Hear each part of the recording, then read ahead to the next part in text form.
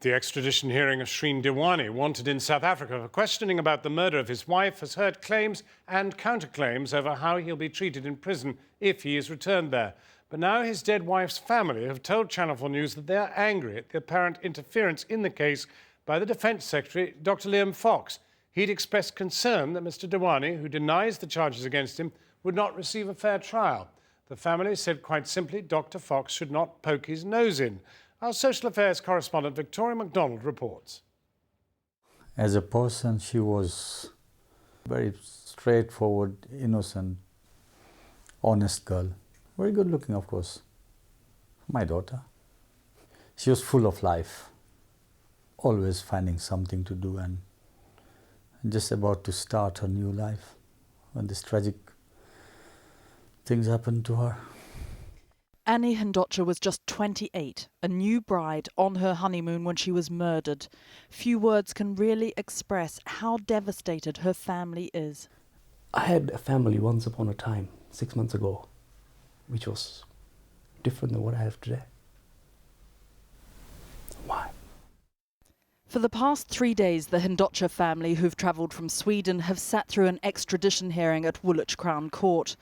The South African authorities want Anni Dewani, Annie's new husband, to stand trial over the alleged contract killing of his bride in a Cape Town township last November. Much of the extradition hearing is centred on whether South African jails are dangerous, brutal places, on whether Anni Dewani would survive if he was sent there. But there's been an added poignancy playing out in the courtroom up there. On one side, Anni Hindocha's family were sitting, on the other, just feet away, Anni Dewani's. The last time they were this close together was during the lavish Hindu ceremony. Now they can barely look at each other. And as far as the Hindocha family is concerned, this hearing should not be happening at all.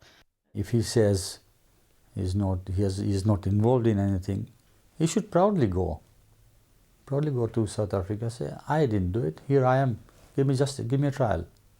Today the family are also furious that the Defence Secretary Liam Fox has appeared to interfere in the extradition process by writing to the Home Office about his concern that Mr. Dewani would not receive a fair trial and might run the risk of losing his life while in prison.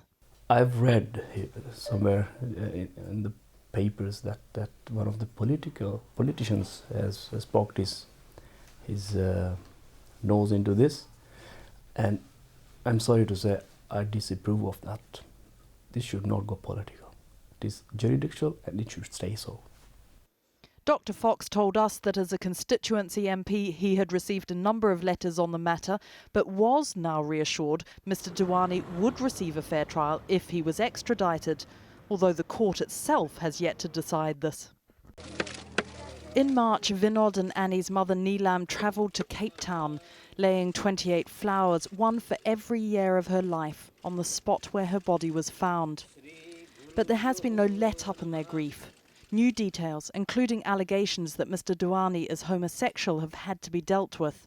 Indeed, the court heard this week that Mr. Dewani had told a male prostitute that he had to get married, but that he needed to find a way out of it. Somebody should have told us. The family should have told us, look, we suspect that he's gay, and stop the marriage. I mean, I'm sure the brother or the sister knew about it, if it is true, but what I could read between the lines, this is my interpretation of it, it was basically confirmed, yes. Mr. Dewani adamantly denies any homosexual relationship. His spokesman also said that comments from South Africa's chief prosecutor and chief of police, both stating that he was a murderer, have naturally given him and his family grave concerns as to his chance of a fair trial in South Africa. Mr. Dewani is currently in a mental health unit receiving treatment, and the hearing has now been adjourned until July for psychiatric reports. Just 6 months ago, this was the wedding. Now what the Hindochas fear most is that in this whole process it is Annie, the victim, who has been forgotten. And for more details of those interviews conducted by Victoria MacDonald, go to our website channel4.com/news.